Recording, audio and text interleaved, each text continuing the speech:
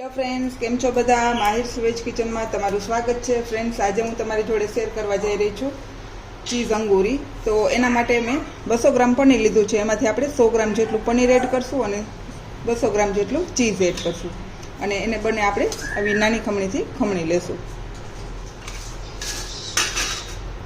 તો આ રીતે આપણે એકદમ સરસ એને ઝીણું ખમણી લેશું. હવે આપણે ચીઝ અને પનીર બંને ખમણી લીધું છે. એમાં આપણે બેઝિક મસાલા કરશું. તો 2 થી 3 નાની તીખી મરચી લીધી છે, એડ કરી દઈશું અને મરી પાવડર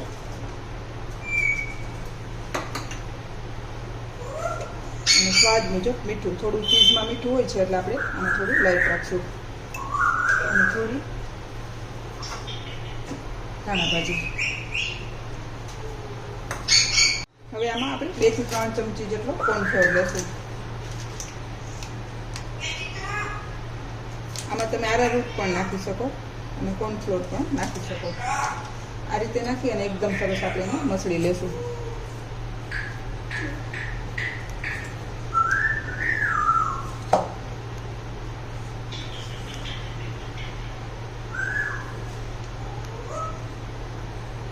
એકદમ મસળી જાય પછી આપણે આવી રીતેથી એના બોલ્સ બનાવી લેવાના છે. એકદમ વજન દઈ અને લીસા બનાવી લેશું. તો આ રીતે આપણે બધા બોલને રેડી કરી લેશું. એક વાસણમાં થોડું તેલ લઈ અને આપણે જે ચીઝ બોલ બનાવ્યા છે એને ફ્રાય કરશું. તેલ તમે જોઈ શકો છો એકદમ ધુમાડા નીકળે એવું ગરમ હોવું જોઈએ, જેથી કરીને આપણા બોલ્સ છે એ સરસ એવા ને એવા રહે, ફાટશે નહીં. તો આ રીતે આપણે વારાફરતી બધા બોલ્સને તળી લેશું અને ગેસની ફ્લેમને હાઈ જ રાખવાની છે, ધીમા ગેસ પર નથી કરવાની.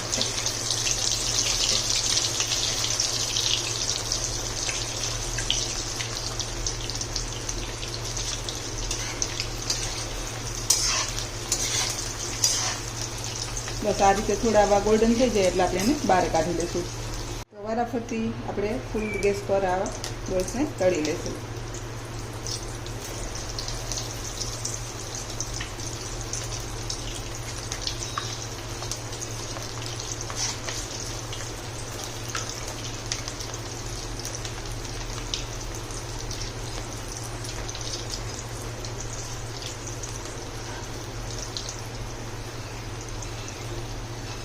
તો હવે આપણી ચીઝના બોલ્સ છે બની અને રેડી થઈ ગયા છે. હવે ગ્રેવી બનાવીશું.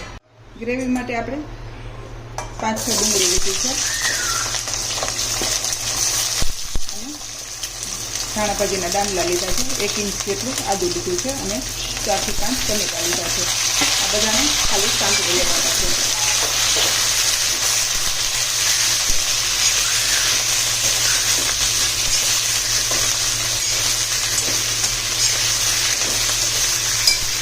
આમાં મેં પલાળેલા કાજુ લીધા છે, અડધો કપ જેટલા. અને આ સબ્જીમાં તમે ટમેટા અને કાજુની ગ્રેવી પણ બનાવી શકો છો, પણ ડુંગળી ન નાખો તો પણ ચાલે. પણ મેં અમારા ઘરમાં ખાવે છે એટલે એડ કરી દીધું. બસ આ રીતે થોડી સંતળાઈ જાય અને ટમેટા થોડા સોફ્ટ થાય ત્યાં સુધી આપણે એને પકાવવાનું છે. થોડું લસણ એડ કરશું, 7 થી 8 કળી જેટલું. અને આમાં તમે ખડા મસાલા પણ એડ કરી શકો, પણ હું ખડા મસાલાને બદલે તીખા ચીની યુઝ કરીશ તો પણ એકદમ સરસ સ્વાદિષ્ટ સબ્જી બનશે. આપણે ટમેટા છે એકદમ સરસ સોફ્ટ થઈ ગયા છે એટલે આને નીચે ઉતારી અને ઠંડુ કરશું. હવે આપણી જે ટમેટા ડુંગળીની ગ્રેવી બનાવી હતી એકદમ ઠંડી થઈ ગઈ છે, તો આપણે એને પીસી લેશું. એકદમ આની સ્મૂથ પેસ્ટ બનાવશું, જેને આપણે મખમલી ગ્રેવી કહીને એ સ્ટાઈલની ગ્રેવી બનાવવાની છે. એકદમ આવી આપણે સ્મૂથ પેસ્ટ કરી લેશું અને એક બાઉલમાં એને ઠલવી લેશું. હવે એ જ વાસણમાં આપણે જે બોલ્સ તળેલા એ જ તેલમાં સૌથી પહેલાં આપણે તમાલપત્ર એડ કરશું, તજપત્ર અને થોડું જીરું એડ કરશું, થોડી હિંગ એડ કરશું અને પછી એકદમ સરસ એને હલાવતા રહેશું. જીરું થોડું આવું ઉપર આવવા લાગે એટલે થોડી કસૂરી મેથીનો પાવડર થોડી એને એડ કરી દઈશું. 3 મરચાંની કટિંગ કરેલી એડ કરી દઈશું અને થોડી ધાણા ભાજી.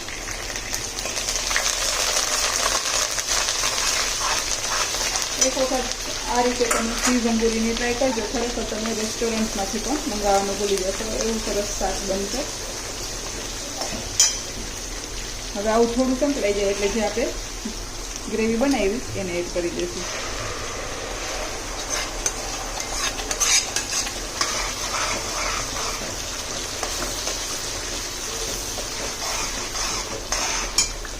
હવે આપણે ગ્રેવીને હલાવતા જશું અને તેલ છૂટું પડે ત્યાં સુધી એને પકવતા રહીશું.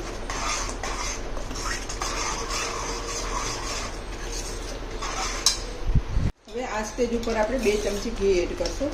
ઘી તમે તેલ મૂકો ત્યારે પણ એડ કરી શકો, પણ ઉપર નાખવાથી એનો ટેસ્ટ સરસ આવે છે, એટલે ઉપરથી એડ કરજો. હવે આપણે મસાલા એડ કરશું. મસાલામાં થોડી હળદર, 2 ચમચી ધાણા જીરું પાવડર,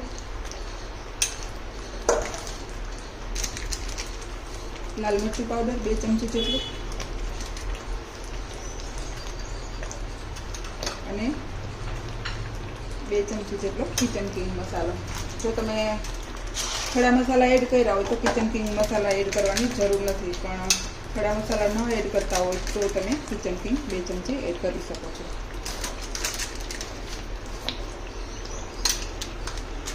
હવે ફરી પાછું એને સરસ આપણે હલાવી લઈશું.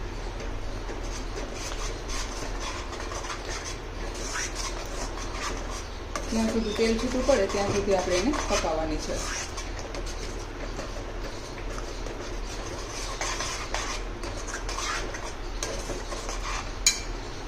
શકો છો આપણી ગ્રેવીમાં છે તેલ રિલીઝ થવા લાગ્યું છે, એટલે આપણે ગ્રેવીના ભાગમાં મીઠું એડ કરવાનું છે.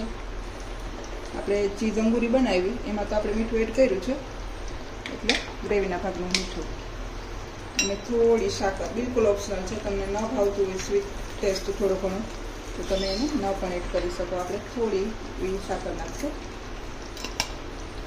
અને ફરી પાછું તેલ એકદમ સરસ બહાર આવે ત્યાં સુધી એને પકાવી લઈશું.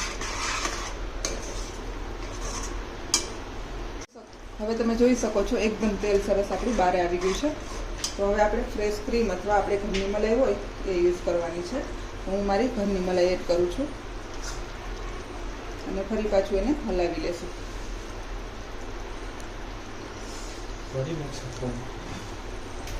તમે જોઈ શકો છો આપણી ગ્રેવી છે મલાઈ નાખવાથી એકદમ સરસ સ્મૂથ અને એકદમ સરસ ઢીલી આ સ્ટાઇલની ગ્રેવી આપણે થઈ જાય એટલે નીચે ઉતારી લેશું અને લાસ્ટમાં થોડી કસૂરી મેથી.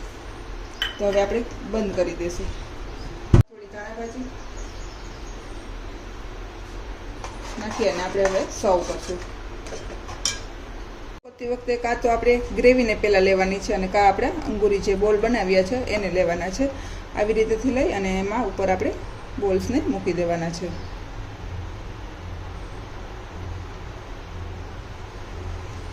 તો આ રીતે આપણે બોલ મૂકી અને થોડું ઉપર ચીઝ એડ કરશું.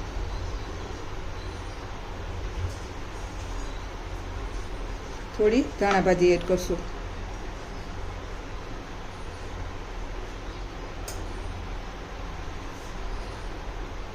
તો હવે આપણું ચીઝ અંગૂરી રેડી છે. જોઈને જ મોઢામાં પાણી આવી જાય એવું ચીઝ અંગૂરી સબ્જી મારું રેડી છે. જો તમને મારી આ રેસીપી પસંદ આવે તો લાઈક કરજો, શેર કરજો અને સબસ્ક્રાઈબ કરવાનું ભૂલતા નહીં. અને ચોક્કસથી આ રેસીપી બનાવવાની ટ્રાય કરજો. Thank you, by.